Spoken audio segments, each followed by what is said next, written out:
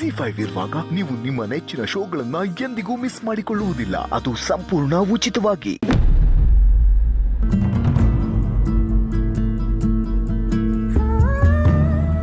ನಾವ್ ಯಾವ್ದನ್ನ ಅತಿಯಾಗಿ ಹಚ್ಕೊಂಡಿರ್ತೀವೋ ಅದರಿಂದ ನಮಗ್ ತುಂಬಾ ನೋವಾಗತ್ತಂತೆ ಅಲ್ವಾ ಯಜಮಾನ್ರೆ? ಹೌದು ಪಾರು, ಅದು ಪ್ರೀತಿಸಿದವ್ರನ್ನೇ ಆಗಿರಲಿ ಪ್ರೀತಿನೇ ಆಗಿರಲಿ, ನಾವು ನಮ್ಮ ಮಗಳನ್ನ ಅತಿಯಾಗಿ ಪ್ರೀತಿ ಮಾಡ್ತಾ ಇದೀವಿ. ಅದಕ್ಕೆ ಅನ್ಸುತ್ತೆ ನಮ್ಗೆ ಎಷ್ಟೊಂದು ನೋವಾಗ್ತಾ ಇರೋದು. ನಿನ್ ಮಾತು ನಿಜ ಪಾರ್ವತಿ.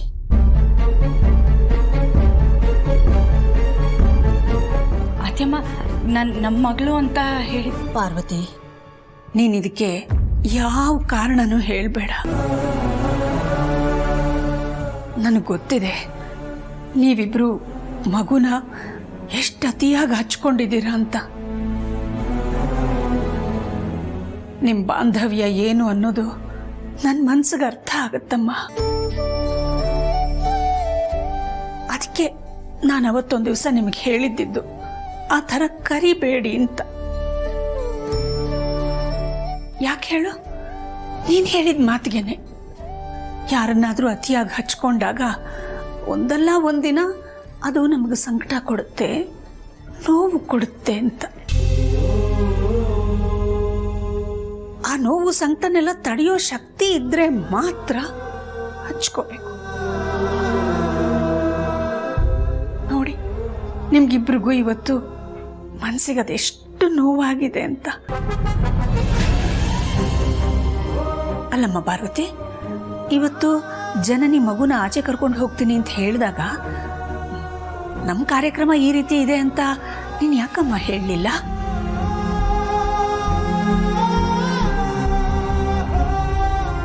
ಹೇಳಿದ್ರೆ ಅದು ಮತ್ತೊಂದು ಅವಾಂತರಕ್ಕೆ ಕಾರಣ ಆಗಿರ್ತಿತ್ತು ಅತ್ಯಮ್ಮ. ಅದಕ್ಕೆ ಹೇಳ್ದೆ ಸುಮ್ಮನಾದ್ವಿ. ಜನನಿಗೆ ನಮ್ಮ ಪುಟಾಣಿ ಜೊತೆ ಕಾಲ ಕಳೆಯೋದಕ್ಕೆ ಸಮಯ ಸಿಗದೆ ಅಪರೂಪ. ಅಂಥದ್ರಲ್ಲಿ ಅವಳೇ ಶಾಲೆಗೆ ಹೋಗಿ ಅವ್ರ ಹತ್ರ ಕೇಳ್ಕೊಂಡು ಹೊರಗಡೆ ಕರ್ಕೊಂಡು ಹೋಗಿದ್ದಾಳೆ.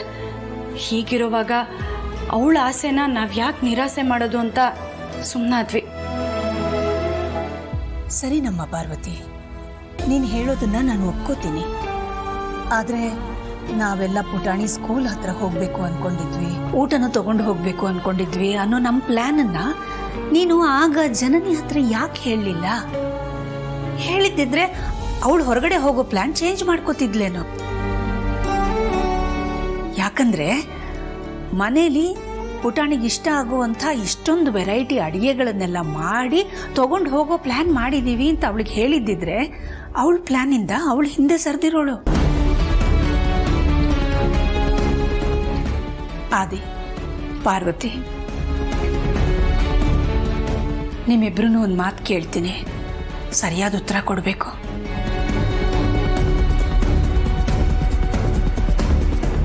ಆಯ್ತು ಕೇಳಿಮ್ಮ. ಜನನಿ ಈಗ ಮೊದಲಿನ ಥರ ಮುದುಡ್ಕೊಂಡಿಲ್ಲ ಅಲ್ವಾ? ಪಾರ್ವತಿ ನಿನ್ ಜೊತೆ ಅನ್ಯೋನ್ಯವಾಗಿ ಮಾತಾಡ್ಕೊಂಡಿದ್ದಾಳೆ ತಾನೆ?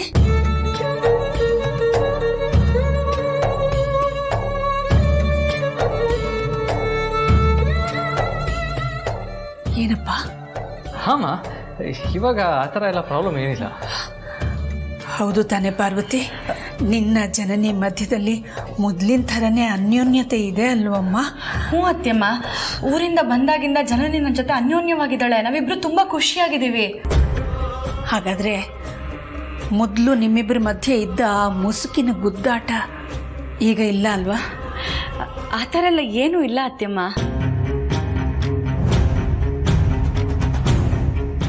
ಆಗ್ಲಮ್ಮ, ಹಾಗಿದ್ರೆ ನನಗೂ ಸಂತೋಷ. ನಿಮ್ಮಿಬ್ಬರ ಸಂಬಂಧ ಹೀಗೇ ಇರಲಿ ಅಂತ ಬಯಸ್ತೀನಿ, ಹಾರೈಸ್ತೀನಿ.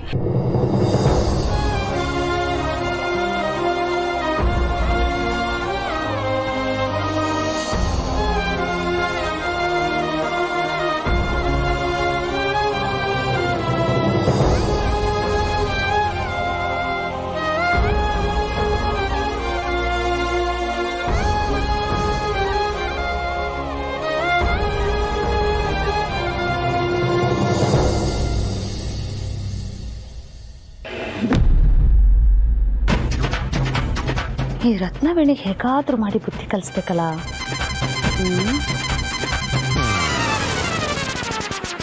ಕಾಫಿ.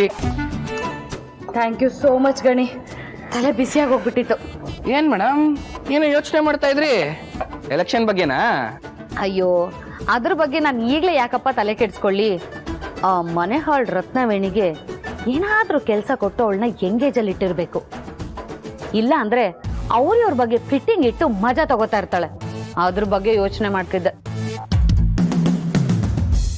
ಮೇಡಮ್, ನಿಮ್ ಕಾಫಿ ಲೋಟ ಕೊಡಿ.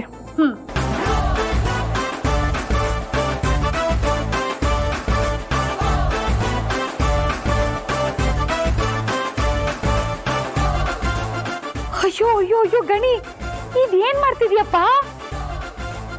ಯಾಕೆ ಚಲ್ದೆ ಅಂತ ಸ್ವಲ್ಪ ಯೋಚನೆ ಮಾಡಿ ಮೇಡಮ್. ಹಾ, ಓ ಕರೆಕ್ಟು, ಈಗ ನನ್ಗೆ ಹೊಳಿತು. ಬಲೆ ಇದೆಯಾ ಗಣಿ ನೀನು. ಹೆಂಗೆ ನಾವು? ಸೂಪರ್. ಒಂದ್ ನಿಮಿಷ ಇರು. ಆ ರತ್ನವೇಣಿಗೆ ನನ್ನ ನಂಬರಿಂದ ಫೋನ್ ಮಾಡ್ತೀನಿ.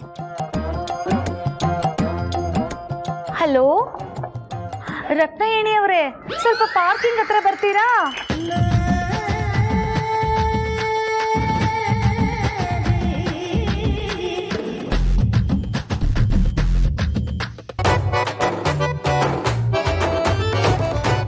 ಏನ್ ದಾಮಿನಿ?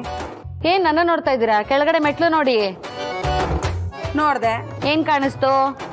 ಕಾಫಿ ಚೆಲ್ಲಿರೋ ತರ ಇದೆ. ಕಾಫಿ ಚೆಲ್ಲಿರೋ ತರ ಅಲ್ಲ, ಕಾಫಿನೇ ಚೆಲ್ಲಿರೋದು. ಅದಕ್ ನಾನೇನ್ ಮಾಡ್ಬೇಕು? ಚೆಲ್ಲಿರೋದನ್ನ ಒರೆಸ್ಬೇಕು. ನಾನಾ? ಹಾ, ನೀವೇ. ಅಲ್ಲ, ಮನೇಲಿ ಅಷ್ಟೊಂದ್ ಜನ ಕೆಲ್ಸೋರಿದ್ರು ನನ್ ಕೈಲಾಕ್ ಮಾಡಿಸ್ತಾ ಇದ್ಯಾ? ಸುಮ್ನೆ ನನ್ ಖುಷಿಗೆ ಆಗುತ್ತಾ ಇಲ್ವಾ? ನನ್ ಹೊಟ್ಟೆಯಿಂದ ಸತ್ಯ. ಆಯ್ತು ಆಯ್ತು ಆಯ್ತು, ಒರೆಸ್ತೀನಿ. ಬಟ್ಟೆ ಹಾ ತರ್ತೀನಿ. ಹಾ,